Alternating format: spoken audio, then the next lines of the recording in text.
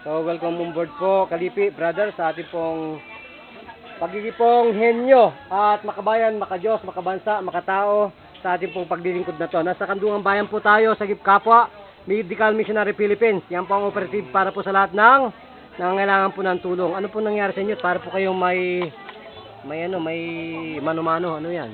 Kasi ginagamit ko ito pagka yung humihina yung paa ko, itong aking tungkod. So ano pong pakiramdam ninyo sa paa ninyo nang malantakan po ninyo ang yelo na yan at saka lana? Parang naramdaman ko parang pumasok yung lamig sa buto. Nung anong nangyari po ngayon nung pumasok sa buto? Ay hindi ko pa naisusubukang ilakad kasi. Ay ano pong parang lumakas po ba? Parang nawala yung pamamanhid. Oh, wala na po yun. Ano po? Kailangan lang po maging tandem po, mag-merge ang heat and cold, yin and yang. Sa katawan po natin, vice versa po yan. Kailangan po maging circulated po ang lamig at ang init ng ating pong body temperature. Isa lang po yan sa requirement po ng good health and good lifestyle. Ano po? Sa ating pong pagkalusugan. Saan po yung mga para kayong tumingin? Walang mata ang tinitingnan ninyo. Nawala yung Ano pong Kasi nawala? pagka nawala yung ganung dati pagka Sige po. wala akong salamin, talagang hindi ko makita yung Yan po, tao. tingnan po ninyo kung gaano kaliwanag niyan. Ano po nangyari? Ano po nangyari? Ano po mas maliwanag ngayon? Mas maganda na ngayon. Mas maganda na ngayon, okay. Kilala ho ba ninyo ang tunay na mediko at doktor? Tumingin po kayo sa taas kung nakikita ninyo siya. Yan po. So naalala na po ninyo ang tunay na Diyos. Yan po, nasa taas. Kasi ang pagkakakilala ko sa Diyos Ama, siya ay espiritu. Hindi po nakikita, Hindi nakikita. pero nararamdaman. Mararamdaman. Nandiyan na po yan. Lahat ng gawa nga niya, nararamdaman mo. So, ibig po sabihin, may himala po. Ha? Pagka sa ibang tao mo aanuhin niya yung mga ganyan, hindi naniniwala ang iba eh.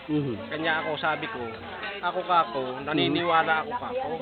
Kanya lang kako, yung sasabihin nyo kako na itong nakuha ko kako sa tao kako, hindi totoo. Sa sino kako yung tumatawag sa akin kako pag dati kako nung umuwi ako sa probinsya kako, tinatawag ang pangalan ko kako kada dumidilim. Sino kako yun? Huwag niyo sabihin kakong ako kako nasisiraan na ng ulo. Palagay ko kako, ano kako yun talagang merong kakong kapangyarihan din kako ang tao na itim. Yun ang kanya lang kako. Pero mas mataas po si Lord, ano po? Mas mataas ang Panginoon. Yan po ang nagbibigay po ng kagalingan, ano po? So magpakilala po, brother, ano po tunay na pangalan natin? Kung tawagin ako sa amin, Saan po yan? sa Nueva Ecija, June lang. Pero ang tunay kong pangalan, Jones Pabianes. Pabianis po. Ako, nagtaka rin ako, ba't ganun ang pangalan ko? Iba kako yung ginamit ko kako, mula grade 1 kako hanggang grade 6 ako. Kanya nung hinahanap ko yung pangalan yon sa NSO, hindi ko natagpuan. Sa kagustuhan kong makapagtrabaho rin sa ibang bansa noon, umuwi ako sa amin. Tinanong ko yung nanay ko, ano ba talagang pangalan ko? Eto kayong birth certificate mo, sa akin. Nung makita ko, Jones. Jones po pala. So, sa madaling salita po, gumanda rin po ang hininga ngayon. Oo, lumuwag. So, ipakita po natin ang gamot. Gano'n po kabisa ito? Hawakan po natin, brother. Para pong waki, ganoon. Ano pa sa waki? Parang Kasi, waki rin po ang dating. Oo. Kasi nung... Mabuti po naniwala kayo sa waki. Kung hindi po bababa ang blood pressure nyo. Noong kasing kada mag-lecture noon sa waki, pinapakinggan kong maigi. Ngayon, marami ang nagsasabi, kuryente kayo nagpapaniwala ka doon? Hindi, wala naman kakong mawawala sa akin, kakong ganon. Kung mag-araw-araw ako, kako, malay nyo kako, makakuha ko kako ng kagamutan itong high blood ko. Nung kumu ako, kada Merkules, nagpupunta ako sa, Martes, nagpupunta ako sa, nagpapacheck up ako sa doktor. Nung sabihin sa akin ng doktor na itigil mo na ang pag-inom mo na maintenance dahil masyadong bumaba ang dugo mo. Nag 90/60 kasi ko Kanya mula noon, nakaraang 2015 na ako umuwi sa Nueva Ecija, hindi na rin ako talaga uminom. So, May gamot ako dyan, kanya lang, hindi ko iniinom. so ngayon po, nakatalusa po kayo ng mainam pa po sa lahat ng bagay na natanggap ninyo. Oo. Ano po nung masasabi ninyo sa buhay na Diyos, brother? Ako'y, Buhay na buhay po ba? oo. Ayan. Mabuti po naramdaman kayo ko. naniniwala sa buhay na Diyos. Ano po? May mga iba po kasi na nakakalimot na. May aral na rin akong tinanggap, kanya ako naniniwala sa kanya. Ayan, maganda po. Ano po? Ang lahat po ay isa lang po yan. Ang Diyos po ay isa lang. One God, one nation. Iba-iba lang po ang kilagis ng paniniwala. Ano po? Oo. Marami ang baluktot na paniniwala. So sa himala po ng tunay na Diyos, ilang pong minuto kayo nakaramdam ng hipon ng Panginoon po? Sandali lang din. Sandali lang po. Ayan. Yan po na yun. Yan.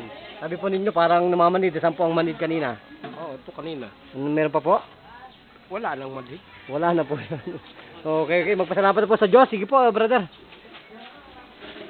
Pasalamat na po tayo. Salamat po ng marami Panginoon. Sa ipinagkaloob mo kagalingan ng aking karamdaman.